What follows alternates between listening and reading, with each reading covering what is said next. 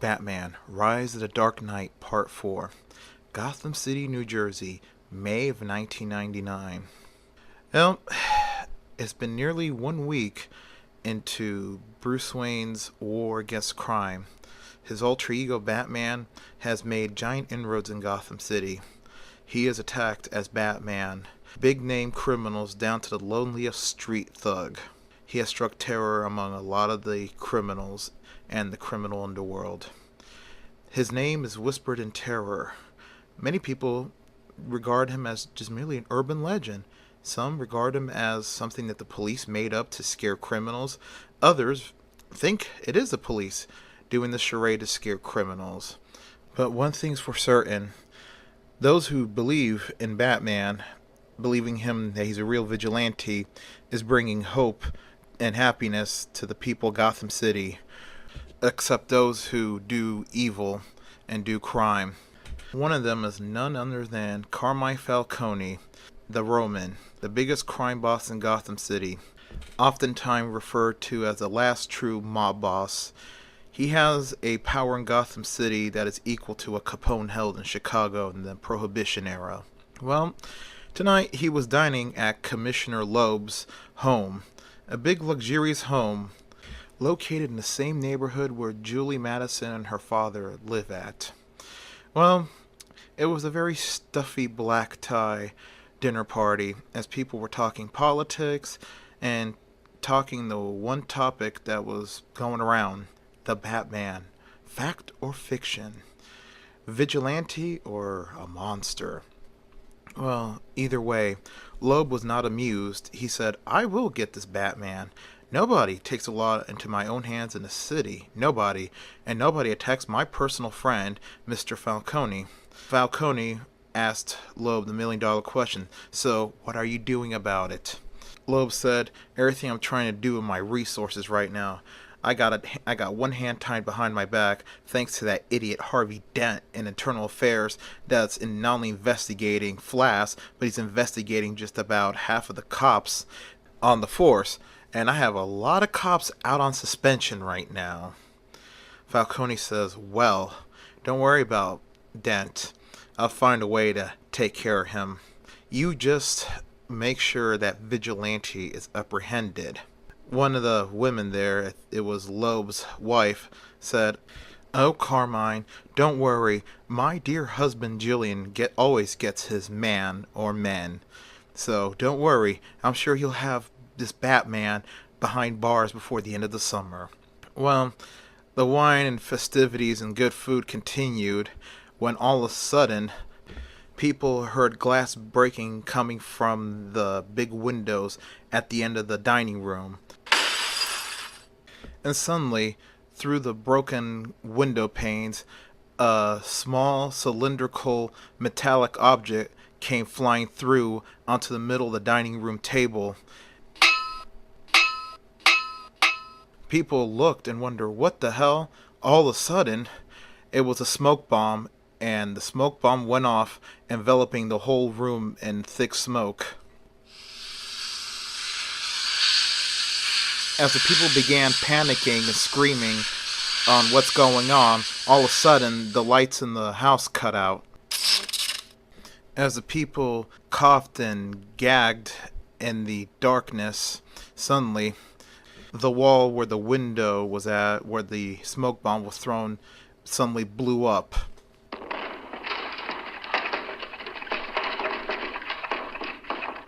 The coughing people suddenly turned to look at the explosion, and there, standing in the hole made by the blast, was a dark, familiar figure. That figure comes walking in slowly. It was the Batman. The hole made by the blast quickly caused the smoke from the smoke grenade to clear out, leaving the room clear, lit only by the central fire at the center of the table. Batman comes walking in and says, "You have dined well tonight. You've eaten the city dry. You sucked the lifeblood of the city completely like vampires. But I'm here to tell you, tonight, it ends. None of you are safe." As Batman gave his dire warning, he grabs a dish cover and uses it to put out the small central flame in the center of the dining room table that was illuminating the room. As he did, the room was completely enveloped in darkness. Well, now the commissioner was really mad. He wanted Batman brought in, no matter what, at any cost. He gave that stern warning to his detectives and his police officers. Well, the investigation was turning up nothing. There was no clue, there was nothing. Well, for Captain Gordon, it was a hard choice. He was torn between his duty as a policeman to find and apprehend this vigilante, and he was also torn with the fact that this vigilante was taking on criminals, including a corrupt police commissioner and his mob boss best friend. Well, unbeknownst to Captain Gordon, this vigilante was going to give him a nice surprise. A surprise he would not expect. Meanwhile, at Wayne Manor, Bruce Wayne was busy as a bee with his new job running the Wayne Foundation and his project that was going on during the night. Well, he was waiting for the sun to set. He was having dinner. Aunt Harriet was not feeling well, and Dr. Tompkins was gonna go to an important meeting that night and was going to be home late. She didn't specify how late she was. Well, like always, Bruce Wayne complimented Aunt Harriet on her cooking. He said, "Aunt Harriet, this is the best orange chicken I've ever eaten." And that's the truth. It feels like it just came right out of a Chinese restaurant, said Bruce. Aunt Harriet said, "Oh, Bruce, you're so kind. I think I messed up." Bruce Wayne says, "Nonsense, Aunt Harriet. This is the best chicken ever." Well, anyways, "I am full," he says to her. Well, Aunt Harriet says, "Well, Bruce, can you do me a favor?" Bruce said, "Yes, Aunt Harriet, whatever. What do you need?" Aunt Harriet said, "Oh, Bruce, can you do the dishes? I'm just going to go take a shower and call it an early night. I'm not really feeling well today. I was not feeling well at all today, but I'm not. It's really getting worse right now." Bruce says to her, "Whatever, Aunt Harriet, I got you. I'll do all the dishes and all. You just sit back, relax. Do you need to see a doctor or something?" Asked Bruce. Aunt Harriet said, "No. I'm just gonna, like I said, I'm just gonna shower, take my medication, and just call it an early night. I'm just gonna sit back and read in my bed until I fall asleep." Well, Bruce says, "Well, then good night, Aunt Harriet. And please, if you feel really bad, please just tell me, and we'll get you a doctor or take you to the emergency room." Aunt Harriet says, "Oh, thank you, Bruce, but I don't think it's that bad." Oh, anyways, Bruce says, "Just please, like I said, I'm going to be out down the hall when you need me." Well, Aunt Harriet left the dining room. Bruce quickly gathered his plate. He gathered her plate, went into the kitchen, did all the dishes, scrubbed and cleaned all the pots and pans, and put it in a washer and set the time. Then Bruce stopped and pondered. If Aunt Harriet's feeling this bad, should I risk going out tonight? What if she gets worse and needs me? And who knows what time Leslie gets home. Usually when she has these meetings after work, her and her friends go out for drinks and maybe dinner. Well, Bruce decided to wait for an hour to play it safe. So he sat and watched TV for an hour. After the hour was up, he gets up and goes to check on Aunt Harriet. He goes upstairs to her bedroom and gently knocks on the door of her bedroom. "Aunt Harriet," he says. "Aunt Harriet."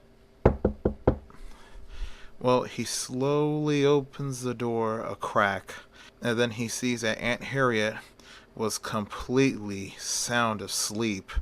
The book was on her chest. She was just out.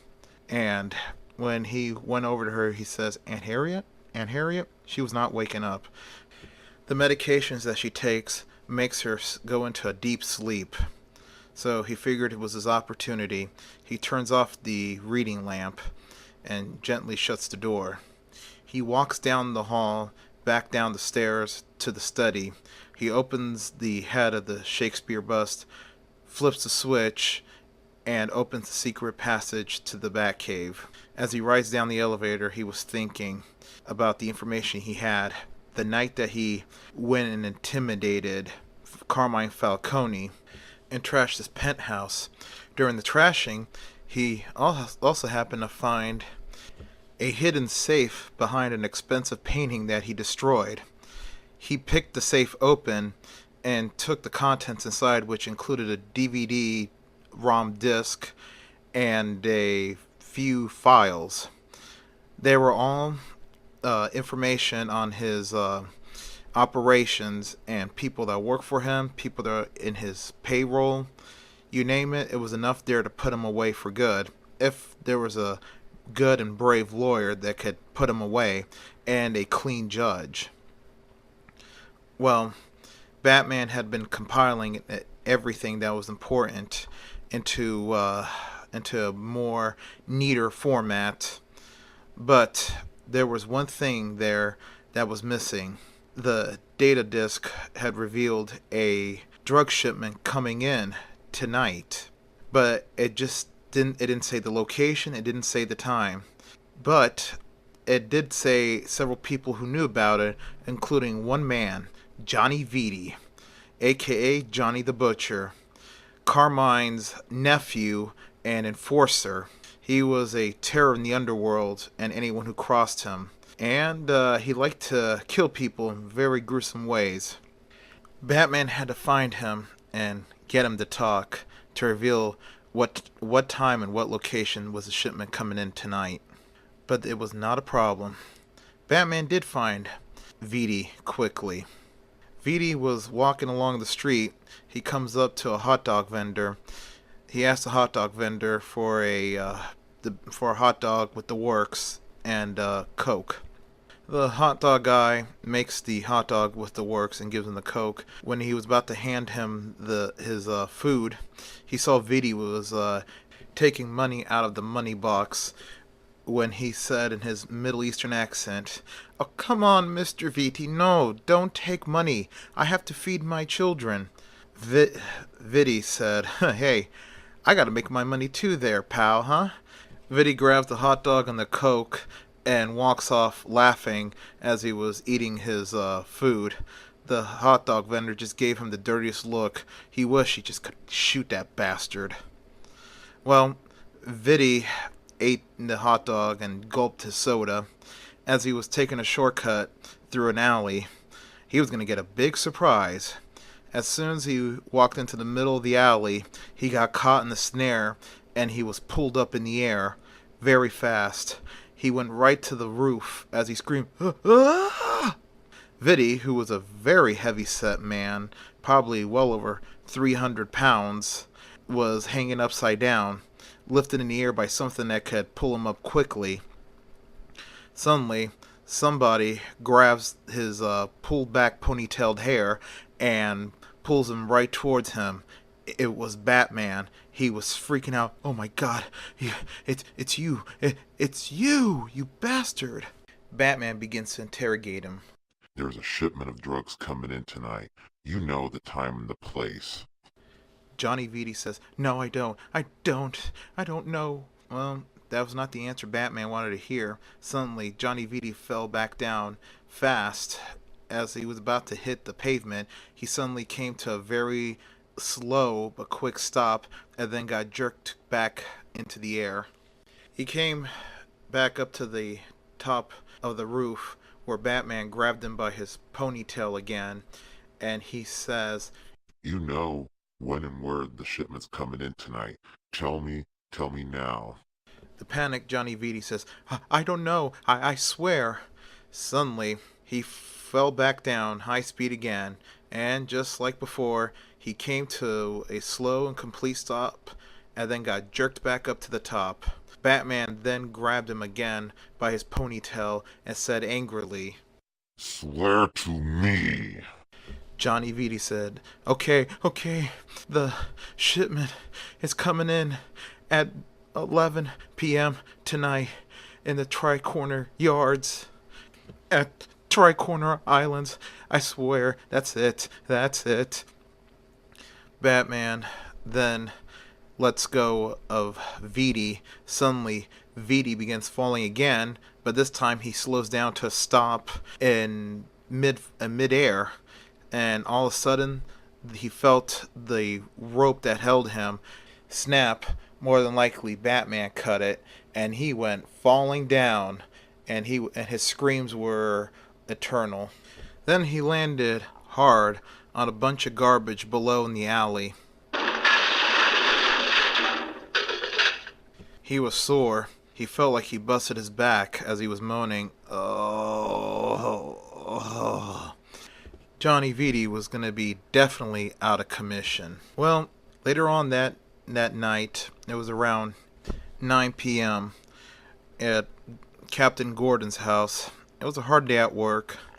Like always, he was sitting back, relaxing, with a beer, just watching the television shows of the night, when all of a sudden he gets a phone call.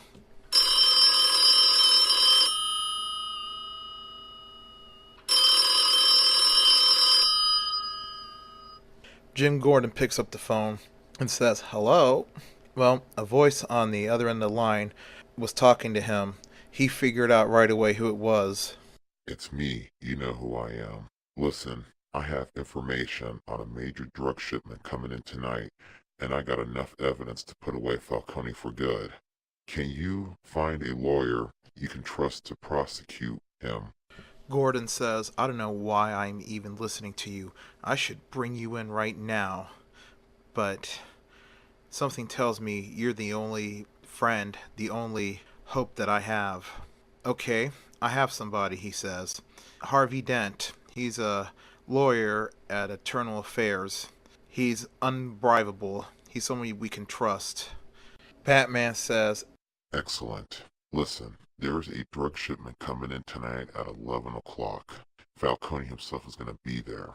I left a manila envelope in the passenger seat of your car with all the information needed. It's enough to put away Falcone.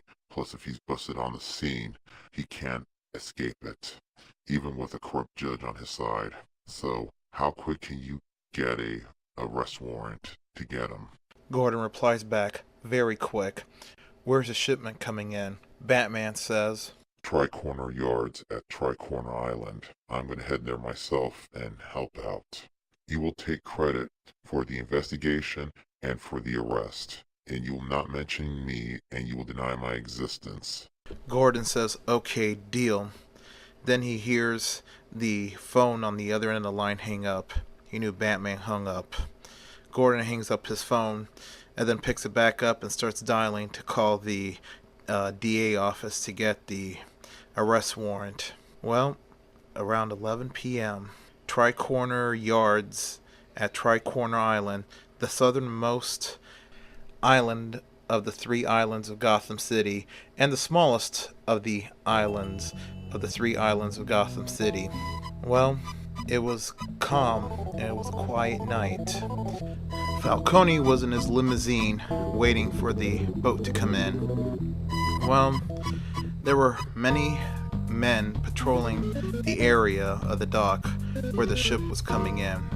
They were going to patrol, and they were also going to help unload the drugs when they came in. There was also some vans waiting to take the drugs to their destination. Well, unbeknownst to Falcone, tonight was going to be the night that would change his life. As his men walked on their patrol routes among the mountains of cargo containers, they were silently being picked off one by one by Batman, unbeknownst to each other. Well, one guardsman was coming up on his route. He was supposed to rendezvous with another of the guardsmen, and when all of a sudden the light above him went out, and he heard the dinging of something metallic falling on the ground. He looks, and he found the object. It was a small, bat-shaped weapon, like a shuriken of some sort. The sides were razor sharp. He's like, "What the hell is this?" All of a sudden, from the sky, Batman swoops in like a bird of prey, suspended from his grapnel gun. He grabs the goon, covers the goon's mouth, and then it's pulled right back up at lightning speed. It was like the man was never there. Well, Falcone was still waiting in his limo, unbeknownst to him that Batman just took out all his guards. There was only the men in the van, who were in the process of being taken out by the Batman, and the three men scattered about by Falcone's limousine, waiting for the ship to come. Well, Batman made his way to the crane machine and got inside the cockpit of the crane machine. He hits a few switches, turns it on, and guides the magnet crane over Falcone's limo. He turns on the magnet as he lowers it, and suddenly Falcone's limo is pulled right up to the magnet. Falcone freaks out as he feels the limo flying up to the air, really, and even his cell phone flew to the ceiling of the car. He was freaking out. I was like, what the Sam hell's going on here? Suddenly, Batman sticks his head and upper body through the open sunroof and says, Boo. And grabs Falcone by the shirt collar and pulls him right out. Well, after a long time of haggling with the DA's office to get an arrest warrant, Captain Gordon and the police arrive. Well, they found the scene. All of Falcone's men knocked out, badly hurt, while Falcone himself was on the ground, tied up, and his limousine was still in the air, attached to the magnet. Well, Gordon came and quickly freed Falcone, then handcuffed him, and then read him his Miranda rights. Well, it became immediate sensation. Gotham City's famous top detective captures Falcone red-handed. Gordon took the credit. He claimed that he was investigating Falcone and everybody for years and gathered the evidence, and the time was right to strike. He didn't give credit, of course, to Batman, but of course the evidence that Batman gave to him implicated everybody, including the commissioner, Flash, and several other corrupt police detectives and police officers, and several city councilmen and several judges and lawyers. It was a doozy of an evidence. But even with Falcone out of the picture temporarily, Batman was still fighting crime out there almost every night. But on Memorial Day weekend, Batman was going to have a brush with one of the nastiest persons in Gotham PD. His name was Lieutenant Howard Brandon, the leader of the SWAT team for GCPD and part of the inner circle of corrupt cops and detectives.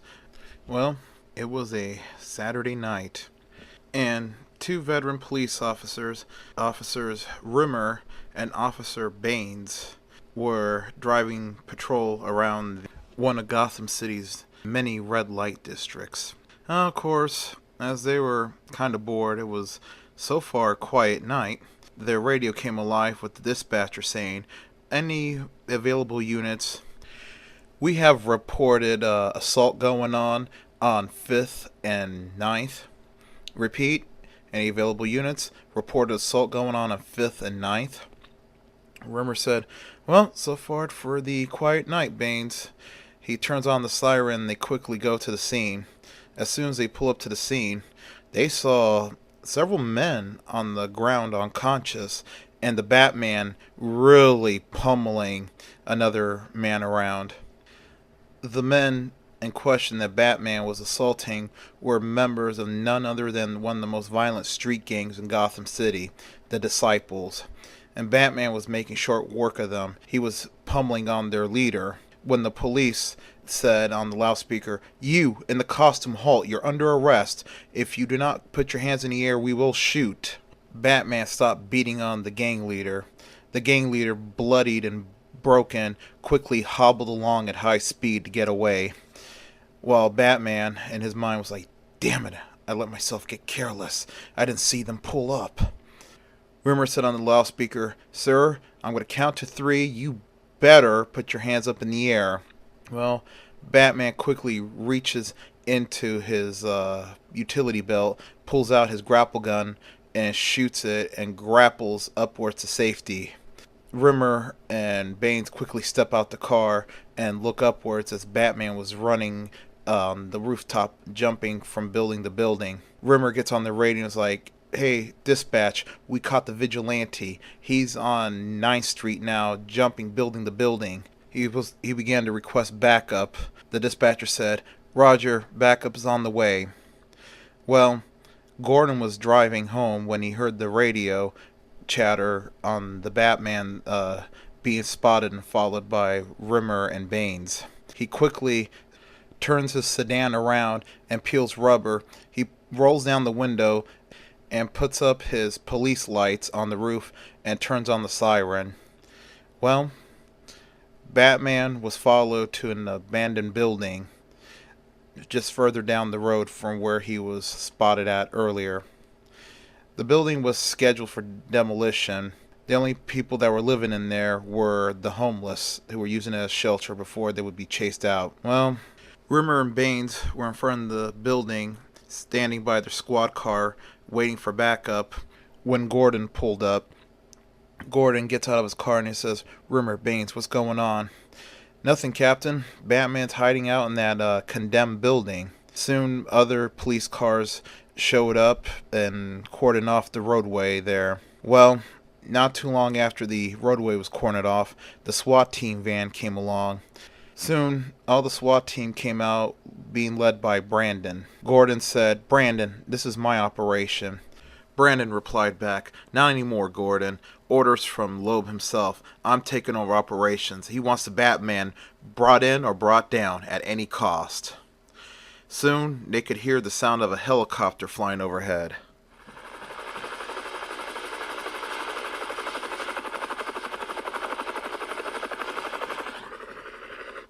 Gordon saw the helicopter. The helicopter had something big hanging from a chain beneath it. Soon, as it flew over the abandoned building that Batman had taken refuge in, the helicopter released its payload that was dangling on the chain.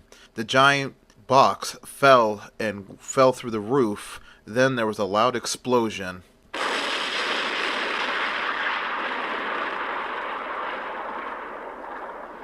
Well, the explosion destroyed the upper floors of the abandoned building, but the lower floors were still intact. Meanwhile, Batman survived, barely, from that explosion. He made it down to the lower levels as the old floorboards of the abandoned building quickly gave way when the explosion happened. Unfortunately for the homeless up on those upper floors, they didn't survive. Well, Brandon screamed the orders to his SWAT team. All right, guys, we go in. 2 teams. Alpha, Bravo. I'll take Alpha. Jones, you take Bravo. All right, Bravo team, go to the upper floors. Search them out there. Alpha, we're taking the lower floors. Go, go, go, go. Well, the SWAT team were in. Bravo team went up to what remained of the upper floors, and Batman finished them off up there. He took them all out. Brandon screamed on the radio, Jones, Bravo team, anything. The radio was silent. Brandon said, holy shit. That freak just took out Bravo team. All right, gentlemen, spread out and we'll rendezvous back at the entry point. Well, the men spread out, and sure enough, Batman did take them out one by one. But finally, they rendezvoused what remained of them. Brandon saw Batman, he said, there's that freak. They all turned their guns on him and began firing at him. Batman ran as fast as his legs could carry him, aided by an adrenaline rush.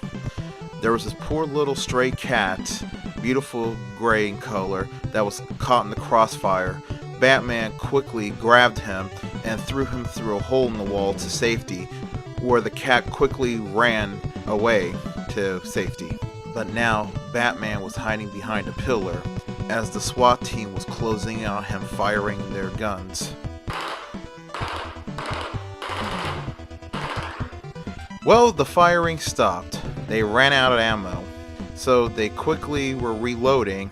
It was at that moment that Batman carpe diem'd and gave a mighty kick to the pillar he was behind, causing the ceiling to cave in on the SWAT team guys.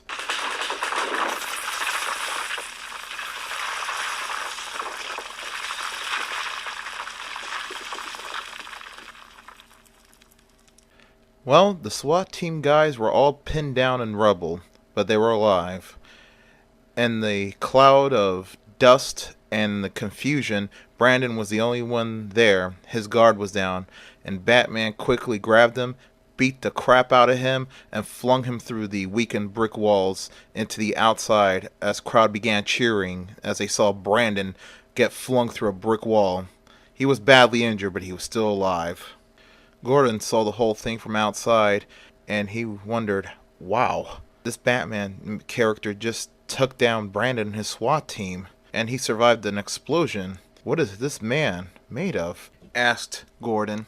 Well, Batman was still trapped in the building. Police were surrounding the whole area. There was no way he could get out to his Batmobile. But Batman had one more ace up his sleeve. He lifts his right leg and reaches for the heel of his boot. There he pulls out something that was hidden in the heel, a bizarre small-looking device. Batman was thinking to himself, hoping that the battery will last long enough to bring some reinforcements to help him escape. He presses the button. A red LED light comes on.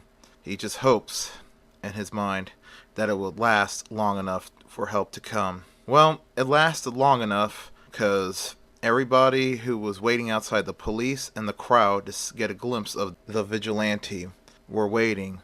All of a sudden, thousands upon thousands of them descended from the sky, brought in by Batman's heel device.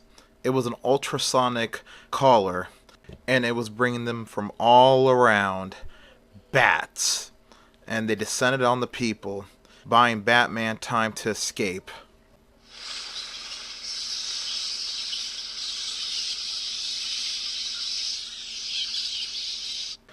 Well, Batman escaped and made it to the back alley where his Batmobile was parked at.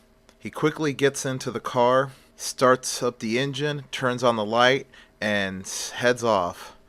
As soon as he headed off, the ultrasonic caller's batteries gave out and it quit sending the signal. Soon the bats just quickly retreated away, leaving the crowd terrorized and puzzled onto what just happened. But Batman's escape didn't go unnoticed. Another policeman that was not at the scene but was on his way to see what was going on saw the Batmobile fly past him. He quickly radioed in, there's a black sports car that just flew by me. Suddenly, another policeman on the radio said, "It's him, it's Batman. He must have escaped." Soon the chase was on. Batman was flooring it as he was going well over 100 miles in his Batmobile.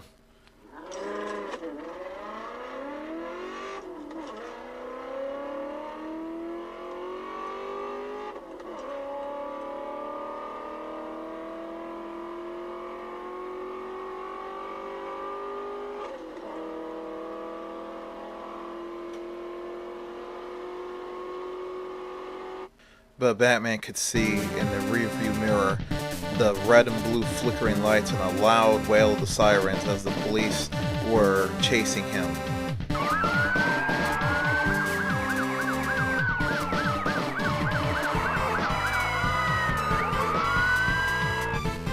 Well, Batman reaches for one button on the console and presses it. Within seconds, spiked caltrips come from underneath the rear of the Batmobile. Several police cars drove over the caltrips, suffering blowout, taking them out of the chase. But Batman still had another group of police cars on him, so he deploys the oil slick, and several police cars hit the slick, slide out of control, and crash into the guardrail.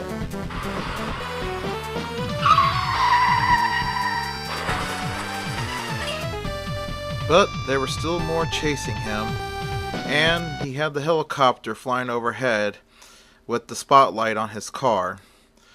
But unbeknownst to Batman, in that police chase helicopter was Commissioner Loeb himself barking orders. And he says, "Okay, men, those of you still in the game, close in on him and get that roadblock ready." Well, unbeknownst to the Commissioner, the Batmobile's radio can pick up police band, and he heard about the roadblock being set up a few miles ahead. Well, Batman was closing in quickly on the forming roadblock as Batman was going well over 130 miles an hour in the Batmobile. Well, he could see from a distance that several police vans were closing in to block the way. Batman needed to think quickly, and he thought quickly. The nitrous system in his Batmobile. So he lifts up the case, presses the red button, and the red button begins flickering. He lowers the case, and then he presses the red button. Sure enough, he got a heck of a nitrous boost that brought the Batmobile nearly to 200 miles an hour.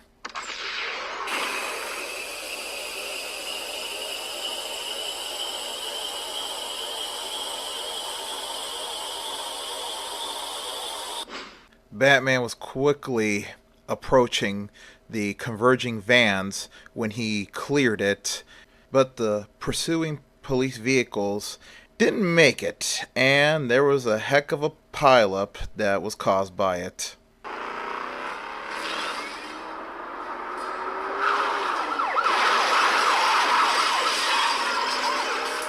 But Batman was not out of the clear yet.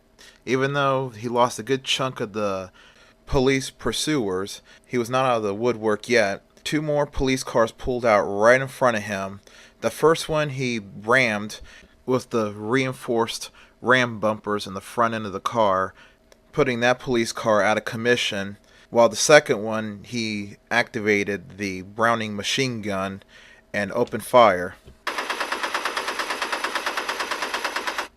The bullets took out the back tires of the police car, and the car swerved out of control and crashed into a storefront. Well, Batman finally made it home to the Batcave. It was a heck of a night of close calls and close shaves, but he made it. And his popularity and reputation grew. Well, the next couple days was laden with scandal after scandal on the news, as the evidence that Gordon had collected implicated Commissioner Loeb, implicated Lieutenant Brandon, implicated his partner Flass, and half of the corrupt police force. Well, amidst all of this scandal, Loeb had resigned. Flass covered his butt by taking down all the conversations he had with the commissioner, he had with Falcone. So he was pretty much going to get off the hook, but he resigned too from the police department. But Lieutenant Howard Brandon of the SWAT team became the sacrificial lamb. He was thrown in jail on corruption charges and every other charge you could imagine. Well, after the whole scandal debacle, the mayor of Gotham City appointed a new commissioner, Commissioner Jack Peter Edward Grogan. He was going to replace Loeb. Not much was known about him, but the first thing he did was give Gordon a long overdue promotion to lieutenant and created the MCU, the Major Crimes Unit, and put Gordon in charge.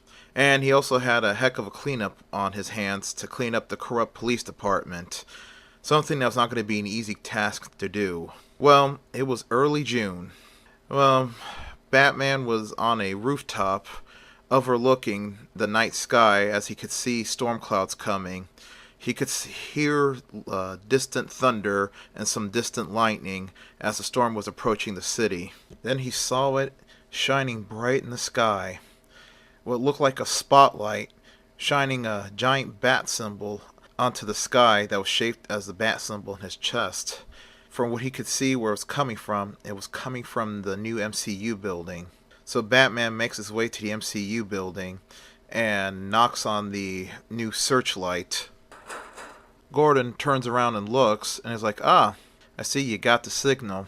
I didn't know no other way to contact you, so I made a way to contact you. Batman then says, Ingenious thing, and congratulations on your promotion. So, what did you call me here for? Lieutenant Gordon says, well, heck of a mystery going on. Apparently there's a new gang in town committing some high-profile robberies, and they have a leader. This leader seems to be wearing some sort of hood or bucket on his head, a red cape, and a nice little dinner suit. They call themselves the Red Hood Gang. He hands the file over to Batman. Batman grabs the file, opens it, and sees the photo from a security camera. It was in black and white, but he could see what Gordon was describing. Like and subscribe. The end.